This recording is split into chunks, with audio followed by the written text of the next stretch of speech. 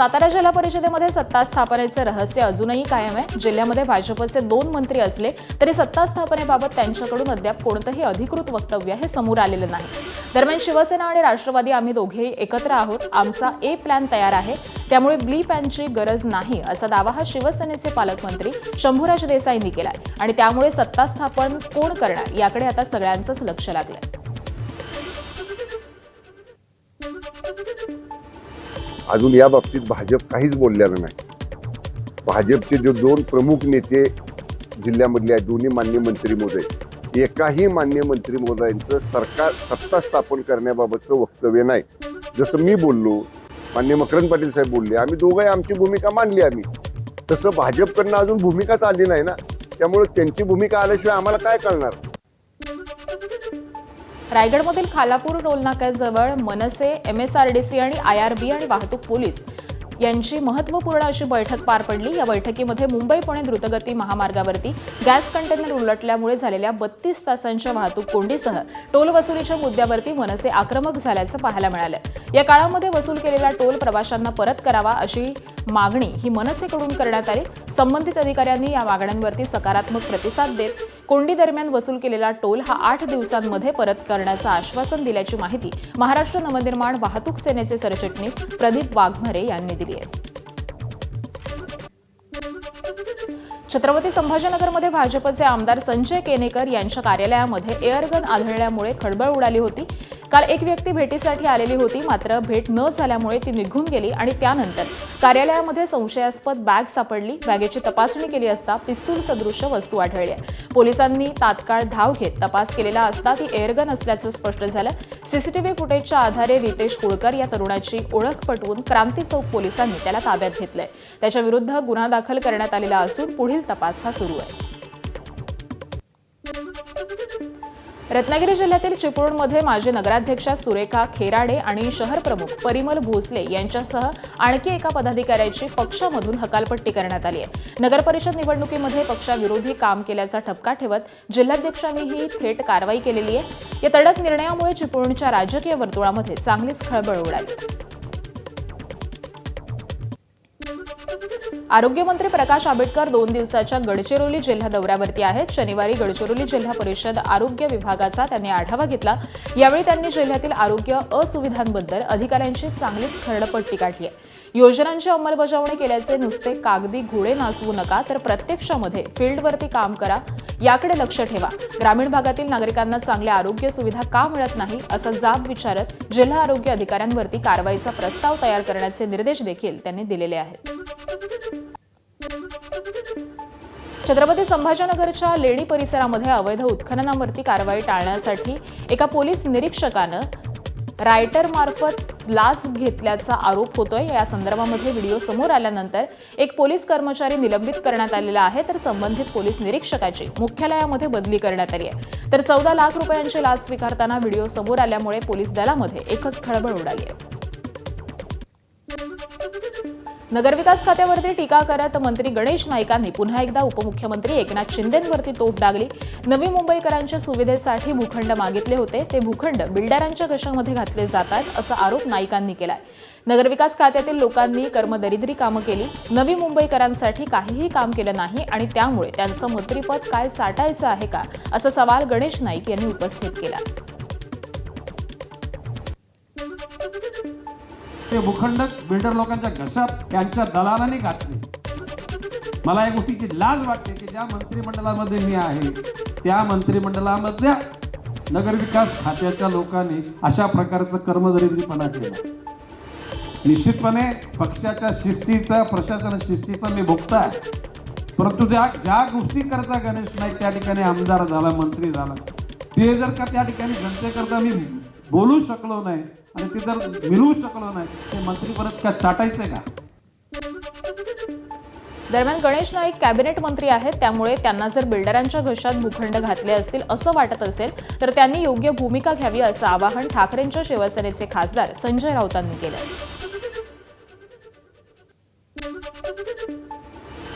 भ्रष्ट मार्गाने काही कृत्य होत असतील तर कॅबिनेट मंत्र्यांनी नुसतं आदळापट आणि आपटापट करून चालत नाही, त्याने एक भूमिका घ्यावी लागते। कॅबिनेटमध्ये आणि समाजामध्ये. माझं त्यांना आव्हान आहे, त्यांनी ती भूमिका घ्यावी.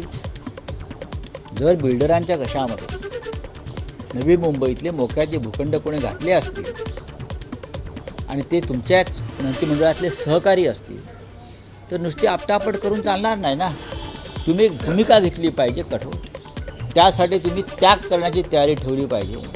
तर तुम्ही नेते आहात आणि मोठे नेते व्हाल. मंत्री गणेश नाईक यांना उपमुख्यमंत्री एकनाथ शिंदेंवरती बोलल्यानंतर प्रसिद्धी मिळत असावी असा टोला मंत्री उदय सामंतांनी लगावलाय. तसंच पुढे बोलताना गणेश नाईक यांना आक्षेप मुख्यमंत्री देवेंद्र फडणवीसांबाबत आहे की उपमुख्यमंत्री एकनाथ शिंदेंबाबत त्यांनी एकदा स्पष्ट करावं असं देखील उदय सामंत यांनी म्हटलंय. कामं जर होत नसतील तर मंत्रिमंडळामध्ये राहून उपयोग काय आहे असं ते कोणाबद्दल, स्वतःबद्दल बोलले की दुसऱ्याबद्दल? एकनाथ शिंदे एकनाथ शिंदे साहेबांबद्दल कसं बोलले? नगर विकास खात्याला ते स्वतःबद्दल बोलले. म्हणजे त्यांनी कसं आहे, त्यांचा नक्की आक्षेप कोणावर आहे हेच कळत नाही. एकनाथ शिंदे साहेबांवर आहे की देवेंद्रजी फडणवीस साहेबांवर आहे? दिवंगत अजित पवारांची विमान दुर्घटना ज्या बारामती विमानतळाच्या धावपट्टीवरती झाली ती प्रशिक्षण केंद्रासाठी वापरली जात असल्याची माहिती समोर आली. यानंतर बारामतीसारख्या अशा धावपट्ट्यांची संख्या किती आहे याची चौकशी DGCA कडून सुरू करण्यात आल्याचं केंद्रीय नागरी उड्डाण मंत्री मुरलीधर मोहोळ यांनी सांगितलंय. मिरजच्या संजय भोकरे ग्रुप ऑफ इन्स्टिट्यूटच्या सौदार्ह 2026 या कार्यक्रमानिमित्त पत्रकारांशी संवाद साधताना त्यांनी ही माहिती दिली आहे. एक ट्रेनिंग इन्स्टिट्यूट चालत होती, त्यांची ती एअर स्ट्रिप होती. त्यामुळे देशामध्ये अशा किती अनकंट्रोल एअर स्ट्रिप्स आहेत या संदर्भातलंही तात्काळ आदेश DGCAने दिलेत. कारण 10-15 वर्ष तशी ती एअर स्ट्रिप वापरण्यात होती. अनेक वेळा दादा असतील, पवारसाहेब असतील, ही सगळी मंडळी सातत्याने त्याच्यावरनं नेहमीच जात येत होती. पण ही घटना का घडली, त्याच्यामागचं नेमकं काय कारण आहे, त्याचा तपास EIB करते, त्याचा तपास DGCA करते आणि काही दिवसामध्ये त्याचा अहवाल आपल्यासमोर येईल. नाशिक पालघर दरम्यान वाहतुकीला मोठा दिलासा देणारा महत्त्वाचा निर्णय केंद्र सरकारनं घेतलाय. राष्ट्रीय महामार्ग 160A अंतर्गत घोटी, त्र्यंबक, जव्हार, मनूर, पालघर या 154 किलोमीटर लांबीच्या मार्गाच्या अपग्रेडेशनला मंजुरी देण्यात आली आहे. या प्रकल्पासाठी तब्बल 3,320 कोटी रुपयांचा खर्च होणार आहे. या मार्गामुळे नाशिक शहरावरील वाहतुकीचा ताण हा कमी होणार. समृद्धी महामार्गाशी जोडणी होऊन उद्योग आणि आदिवासी भागाच्या विकासाला देखील मोठी चालना मिळणार आहे. केंद्र सरकारनं कसारा ते मनमाड दरम्यान 3री आणि 4थी रेल्वे मार्गिका उभारण्यास मंजुरी दिली आहे. पंतप्रधान नरेंद्र मोदी यांच्या अध्यक्षतेखालील आर्थिक व्यवहार मंत्रिमंडळ समितीनं सुमारे 18,509 कोटी रुपयांच्या 3 मोठ्या रेल्वे प्रकल्पांना हिरवा कंदील दाखवलेला आहे. या प्रकल्पामुळे गाड्यांची वाहतूक क्षमताही वाढणार, तर नाशिक परिसरातील रेल्वे प्रवास हा अधिक वेगवान आणि सुरळीत होण्याची अपेक्षा आहे. पश्चिम महाराष्ट्रातील सर्वात मोठं कृषी प्रदर्शन म्हणून ओळख असलेल्या भीमा कृषी प्रदर्शनाला सुरुवात झाली आहे. कोल्हापुरातील मेरीवेदर ग्राउंडवरती हे कृषी प्रदर्शन भरलंय. या कृषी प्रदर्शनामध्ये सहभागी झालेला 5 फुटी इग्वाना जातीचा सरडा हा सध्या या प्रदर्शनामध्ये चर्चेचा विषय ठरलाय. आफ्रिकन जातीचा हा सरडा भारतातील सर्वात मोठा सरडा असल्याचा दावा केला जातोय. 8 वर्षांचा आणि जवळपास 15 किलो असलेल्या सरड्याला पाहण्यासाठी सध्या कृषी प्रदर्शनामध्ये झुंबड उडाल्याचं बघायला मिळतंय. मूळचे कोल्हापूरचे मात्र सध्या नोकरीच्या निमित्तानं मुंबईमध्ये असलेल्या किशोर चव्हाण यांच्या मालकीचा हा सरडा आहे. लातूरचं ग्रामदैवत श्री सिद्धेश्वर आणि रत्नेश्वर देवस्थानच्या यात्रा महोत्सवाला आजपासून सुरुवात होणार आहे. यंदाचा यात्रा महोत्सव 2 मार्चपर्यंत चालणार असून या यात्रेची जय्यत अशी तयारी करण्यात आली आहे. यंदाच्या या यात्रा महोत्सवामध्ये पशुपक्षी प्रदर्शन, अश्व आणि श्वान प्रदर्शन, कुस्ती स्पर्धा यांच्यासह विविध धार्मिक कार्यक्रमांचं आयोजन हे करण्यात आलंय.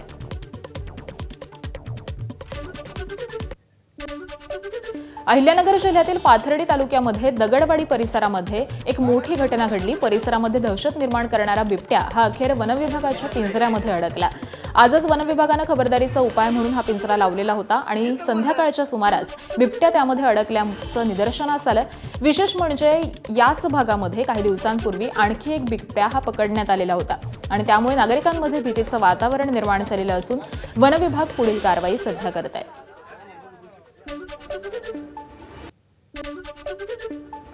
विरार महानगरपालिकेमध्ये महापौर आणि उपमहापौर निवडीनंतर आता पहिल्या महासभेचा मुहूर्त अखेर ठरलाय. 20 फेब्रुवारी 2026 रोजी ही पहिली महासभा पार पडणार असल्याची माहिती महापौर अजय पाटील यांनी दिली आहे. तर या महत्त्वाच्या सभेमध्ये तब्बल 16 स्थायी समिती सदस्यांची निवड केली जाणार आहे. महापालिकेच्या आर्थिक आणि धोरणात्मक निर्णयांमध्ये स्थायी समितीची भूमिका ही अत्यंत महत्त्वाची मानली जाते आणि त्यामुळे या निवडीकडे सगळ्या राजकीय वर्तुळाचं आणि नागरिकांचं लक्ष लागलंय. पहिली महासभा 20 तारखेला आहे आणि मला वाटते की त्या महासभेला सर्वच पक्षाचे निवडून आलेले सदस्य उपस्थित असतील, कारण त्यांना देखील उत्सुकता पहिली आहे असं. आणि त्याच वेळी आचारविचार देखील काही अधिकाऱ्यांशी किंवा नियोजित नवनिर्वाचित जे नगरसेवक आहेत त्यांच्याकडे अजूनपर्यंत एकमेकांच्या गाठीभेटी तशा झालेल्या नाहीत. त्यामुळे ही पहिलीच सभा असेल का ज्या ठिकाणी एकमेकांच्या गाठीभेटी होतील, ओळख होईल. अहिल्यानगरच्या सोनई येथील यशवंत सामाजिक प्रतिष्ठान यांच्या वतीनं आयोजित कृतज्ञता पुरस्कार सोहळा उत्साहामध्ये पार पडला. यामध्ये पत्रकारिता क्षेत्रातील उल्लेखनीय योगदानाबद्दल एबीपी न्यूज नेटवर्कचे executive vice president Rajiv Khandekar यांना सन्मानित करण्यात आलं. सोनई येथील मुळा पब्लिक स्कूलच्या प्रांगणामध्ये हा सोहळा पार पडला. या कार्यक्रमाला ज्येष्ठ साहित्यिक त्याबरोबरच माजी खासदार यशवंतराव गडाख यांची प्रमुख उपस्थिती लाभली. मान्यवरांच्या हस्ते राजीव खांडेकर यांना सन्मानचिन्ह आणि पुष्पगुच्छ देऊन गौरवण्यात आलं. यावेळी साहित्य क्षेत्रातील ज्येष्ठ साहित्यिक रंगनाथ पठारे त्याबरोबरच वैचारिक क्षेत्रातील जागतिक घडामोडींचे अभ्यासक संदीप वासलेकर यांना देखील कृतज्ञ पुरस्कार प्रदान करून सन्मानित करण्यात आले. एबीपी माझाचे असोसिएट एक्झिक्युटिव्ह प्रोड्युसर आणि वरिष्ठ पत्रकार विजय साळवी यांना क्रीडा पत्रकारितेतील उल्लेखनीय योगदानाबद्दल आणि इलेक्ट्रॉनिक्स माध्यमातील कार्यासाठी राजरत्न पुरस्कारानं सन्मानित करण्यात आलं. मुख्यमंत्री देवेंद्र फडणवीस यांच्या हस्ते हा पुरस्कार प्रदान करण्यात आला. नागपूरमध्ये श्रीमंत राजे रघुजी महाराज भोसले स्मृती प्रतिष्ठानतर्फे दिल्या जाणाऱ्या राजरत्न पुरस्कार 2026चा वितरण सोहळा हा मोठ्या उत्साहामध्ये पार पडला. विजय साळवी यांच्यासह विविध क्षेत्रामध्ये काम करणाऱ्या मान्यवरांना राजरत्न पुरस्कारानं सन्मानित केलं जातं.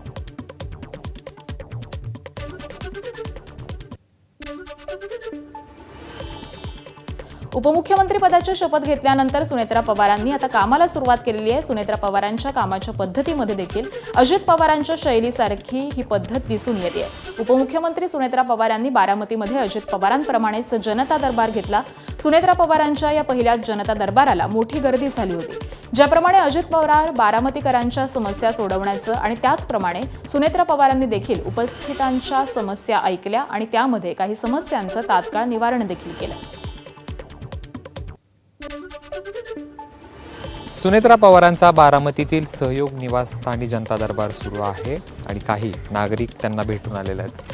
काय वहिनीकडे गेला होता, काय काम होतं नेमकं? वैद्यकीय मदतीचं काम होतं थोडंसं. आमचे एक मामा आहेत, त्यांना कर्करोग आहे आणि त्या संदर्भात मला आर्थिक मदतीची आणि थोडीशी मार्गदर्शन गरज होती आणि वहिनींना आम्ही अर्ज दिला. वहिनीने म्हणले की सगळे डॉक्युमेंट्स जोडून द्या, मी घेते करून, काय अडचण नाही. आणि तातडीने पीएनं सांगितलं की याचं प्रायोरिटीवरती काम करून घ्या. खूप छान दादांच्याच पावलावर पाहून ताईंनी वहिनीने ठेवलेलं आहे आणि करतील. थोडंसं दुःखातून सावरून आता वहिनी कामाला लागले आहेत. तुम्ही कुठून आलेला आहात? मासवाडे. काय वाटतं एकंदरीत ज्या पद्धतीने लोक भेटायला येत आहेत, काय सांगाल त्या संदर्भात? दादांगतच वहिनींचं पण एवढं दुःखाचं डोंगर डोक्यावरती असताना सुद्धा ते दुःखाचं डोंगर बाजूला सारून ते जनतेसाठी आज जनता दरबार घेतात आणि कामाचं सुरुवात केली. दादांगतच सेम त्यांच्या कामाची पद्धत आहे. मी नगरविकास खात्याचा शहर समन्वयक म्हणून या पदावर कार्यरत आहे फलटण नगरपालिकेला. तर मला बदलीसाठी गेले 3 वर्ष मी प्रयत्न करते. मग मी आपले माननीय अजितदादा त्यांना भेटले होते. तर त्यांनी मला सांगितलं होतं की तू बारामतीची सूनबाई आहे, तुझ्यासाठी आम्ही नक्की प्रयत्न करू.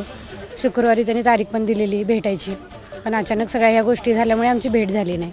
म्हणून की यांना भेटले. आता इथे पद रिक्त आहे बारामती नगरपालिकेत.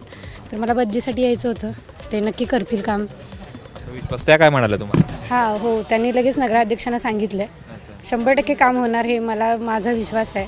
कारण ज्या पद्धतीनं अजित पवार काम करायचे त्याच पद्धतीनं सुनेत्रा पवार काम करतात असं तुम्हाला वाटतंय? 100%. 100%. तर या नागरिकांच्या भावना आहेत की ज्या पद्धतीने अजित पवार काम करायचे त्यांच्याच पावलावर पाऊल टाकत सुनेत्रा पवार देखील ॲक्टिव्ह झालेला आहे. आता नेमकं कशा पद्धतीनं त्याची अंमलबजावणी होती हे मात्र पाहणं महत्त्वाचं असणार आहे. कॅमेरा पर्सन अमोल गवाळेसह जयदीप भगत, ABP माझा, बारामती. भीमाशंकरला दर्शनासाठी जाण्याचा विचार करत असाल तर ही बातमी अत्यंत महत्त्वाची आहे. 12 ज्योतिर्लिंगांपैकी एक असलेल्या भीमाशंकर मंदिर परिसरामध्ये सध्या विकास कामं सुरू असल्यामुळे यंदा महाशिवरात्रीच्या दिवशी मंदिर भाविकांसाठी बंद राहणार आहे. 12 ते 18 फेब्रुवारी या कालावधीमध्ये मंदिर हे पूर्णपणे बंद ठेवण्याचा निर्णय प्रशासनानं घेतलेला आहे आणि त्यामुळे भाविकांनी दर्शनासाठी नियोजन करताना याची नोंद घ्यावी असं आवाहन देखील करण्यात आलं आहे. बीड जिल्ह्यातील परळी येथील 5वं ज्योतिर्लिंग असलेलं वैद्यनाथ मंदिर हे महाशिवरात्रीच्या निमित्तानं दर्शनासाठी देशभरामधून मोठ्या संख्येनं भाविक हे दाखल होतात. सर्वात मोठा उत्सव असलेल्या महाशिवरात्रीला दर्शन घेण्यासाठी आज मंदिरामध्ये प्रचंड गर्दी होणार आहे. प्रशासनानं गर्दी नियंत्रण आणि सुरक्षेच्या दृष्टीनं विशेष बंदोबस्त देखील तैनात केलेला आहे, जेणेकरून भाविक सुरक्षितपणे महादेवाचं दर्शन घेऊ शकतील. मुंबईकरांच्या श्रद्धेचा आणि भक्तिभावाचा शिखर क्षण म्हणजे महाशिवरात्र. या निमित्तानं मुंबईतील प्रसिद्ध बाबुलनाथ मंदिर इथं पहाटेपासूनच भक्तांची मोठी गर्दी उसळण्याची शक्यता आहे. तर पहाटेच्या काकड आरतीपासूनच दिवसभर विविध धार्मिक विधी, अभिषेक आणि विशेष आरती पार पडणार आहे. महादेवाच्या दर्शनासाठी शहराच्या कानाकोपऱ्यामधून भाविक हे मंदिरामध्ये दाखल होणार असून सुरक्षेच्या दृष्टीनं पोलिसांचा कडक असा बंदोबस्त तैनात करण्यात आलाय. तर रांग व्यवस्थापन, वाहतूक नियंत्रण आणि CCTVद्वारे देखरेख ही ठेवली जाणार आहे. महाशिवरात्रीच्या पार्श्वभूमीवरती पंढरपूरमध्ये एक अनोखी आणि ऐतिहासिक परंपरा पुन्हा अनुभवायला मिळणार आहे. पंढरपूर इथल्या श्री विठ्ठल रुक्मिणी मंदिर इथं इंदोरच्या होळकर संस्थानकडून गंगोत्री इथल्या गंगेचं पवित्र पाणी हे विठ्ठलाच्या स्नानासाठी आणलं जातं. पुण्यश्लोक अहिल्यादेवी होळकर यांच्या काळापासून ही परंपरा सुरू आहे. महाशिवरात्रीला रात्री 12 वाजता विठ्ठलाला गंगेच्या पाण्यानं अभिषेक केला जातो. विठ्ठलाच्या मूर्तीच्या मस्तकावरती शिवशंकराची पिंडी असल्यामुळे या अभिषेकाला विशेष असं महत्त्व आहे. शैव आणि वैष्णव परंपरेचा संगम असलेली ही परंपरा शेकडो वर्षांपासून जपली जाते. महाशिवरात्रीच्या निमित्तानं नाशिक जिल्ह्यातील त्र्यंबकेश्वर इथं आज मध्यरात्रीपासूनच भाविकांची मोठी गर्दी झाली आहे. 12 ज्योतिर्लिंगांपैकी एक महत्त्वाचं ज्योतिर्लिंग असलेल्या त्र्यंबकेश्वर मंदिर इथं विशेष पूजाविधी आणि अभिषेक सोहळा हा पार पडतोय. तर पहाटेपासूनच दर्शनासाठी भाविक हे त्र्यंबक नगरीमध्ये दाखल होऊ लागलेत. प्रशासनाकडून गर्दी नियोजनासाठी विशेष व्यवस्था करण्यात आलेली असून भाविकांना शिस्त राखण्याचं आवाहन केलं जात आहे.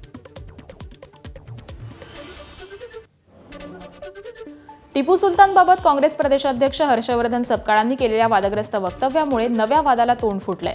सपकाळांनी टिपू सुलतानची तुलना ही थेट छत्रपती शिवाजी महाराजांशी केली आहे. ज्याप्रमाणे शिवाजी महाराजांनी शौर्य आणि स्वराज्याचा विचार दिला त्याचप्रमाणे टिपू सुलताननं काम केल्याची मुक्ताफळं ही सपकाळांनी उधळली आहेत. मालेगाव महापालिकेमध्ये उपमहापौर शाने हिंद निहाल अहमद यांच्या दालनामध्ये भिंतीवरती टिपू सुलतानचं तैलचित्र हे लावल्यामुळे मोठा गदारोळ झालेला होता.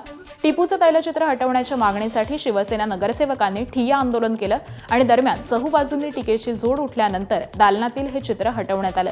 मात्र सपकाळांच्या वक्तव्यामुळे पुन्हा एकदा या वादाला फोडणी मिळाली.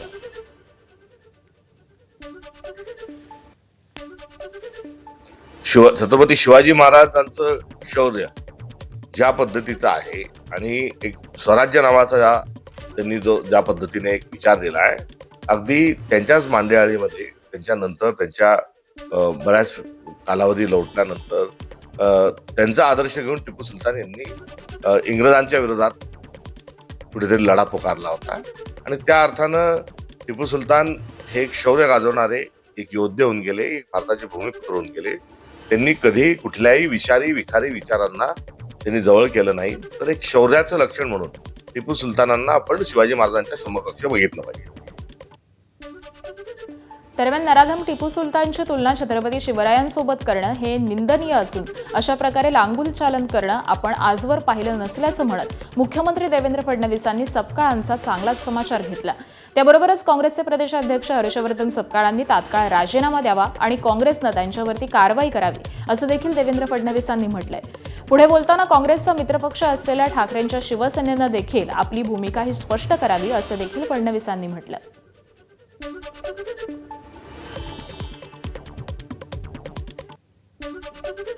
सामान्य रयतेचं राज्य तयार करणारे छत्रपती शिवराय होते आणि त्याचवेळी हजारो लाखो हिंदूंची हत्या करणारा टिपू सुलतान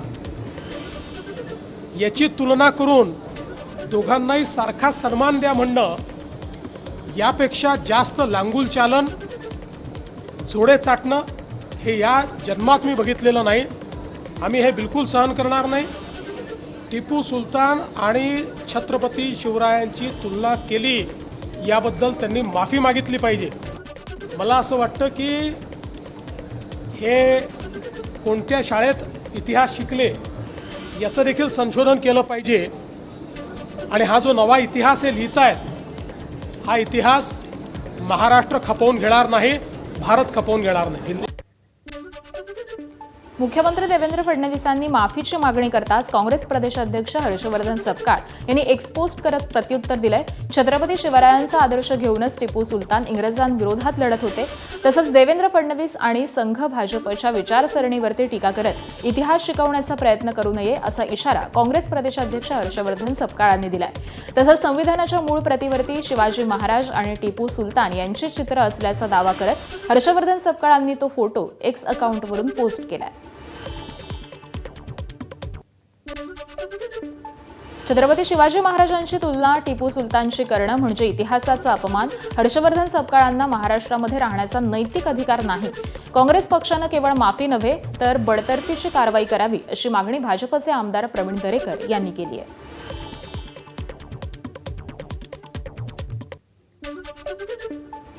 छत्रपती शिवाजी महाराजांची तुलना जबरदस्तीनं धर्मांध राजवटीचे प्रतिनिधित्व करणाऱ्या टिपू सुलतानशी करणं म्हणजे इतिहासाचा घोर अपमान आहे. काँग्रेसनं प्रदेशाध्यक्षांनी केलेल्या या विधानाबद्दल संपूर्ण महाराष्ट्रातनं तीव्र संताप व्यक्त होतोय. अशा व्यक्तींना महाराष्ट्रात राहण्याचा नैतिक अधिकार नाही आणि त्यांच्या या विधानाबद्दल केवळ माफी नाही तर काँग्रेस पक्षानं तात्काळ त्यांना कारवाई करून बडतर्फ करावं. छत्रपती शिवाजी महाराज यांची तुलना टिपू सुलतान यांच्यासोबत केल्याच्या वक्तव्यावरून राजकीय वर्तुळामध्ये मोठा वाद निर्माण झाला. काँग्रेसचे प्रदेशाध्यक्ष हर्षवर्धन सपकाळ यांच्या विरोधामध्ये पर्वती पोलीस ठाण्यामध्ये गुन्हा दाखल करण्यात आलाय. भाजपचे शहराध्यक्ष धीरज घाटे यांनी याबाबत फिर्याद दिली आहे. दरम्यान या प्रकरणाच्या निषेधार्थ भाजपकडून आज दुपारी 12 वाजता काँग्रेस भवनाबाहेर आंदोलन करण्यात येणार असल्याची माहिती मिळते. T20 विश्वचषकामध्ये आज क्रिकेटप्रेमींच्या उत्सुकतेचा कळस गाठणारा भारत विरुद्ध पाकिस्तान हाय व्होल्टेज सामना रंगणार आहे. कोलंबोतील आर प्रेमादासा स्टेडियम इथं संध्याकाळी 7 वाजता हा थरारक मुकाबला सुरू होणार आहे. मात्र सामन्यावरती पावसाचं सावट असल्यामुळे चाहत्यांची धाकधूक ही वाढली आहे. मैदानावरती दोन्ही संघांची कामगिरी ही महत्त्वाची असेल आणि याकडे सगळ्यांचंच लक्ष लागलंय. T20 वर्ल्ड कपमध्ये आज भारत विरुद्ध पाकिस्तान हा हाय व्होल्टेज सामना रंगणार असून मुंबईमध्ये क्रिकेटप्रेमींची उत्सुकताही शिगेला पोहोचली आहे. शहरातील विविध ठिकाणी सामन्याचं लाईव्ह स्क्रीनिंग आयोजित करण्यात आलंय. विशेषतः शिवाजी पार्क इथं मोठ्या पडद्यावरती सामना पाहण्यासाठी चाहत्यांची प्रचंड गर्दी ही अपेक्षित आहे. भारत पाकिस्तान सामन्याचा थरार, जल्लोष आणि देशभक्तीचा उत्साह अनुभवण्यासाठी क्रिकेटप्रेमी हे सज्ज झाले. एबीपी माझा, उघडा डोळे बघा नीट.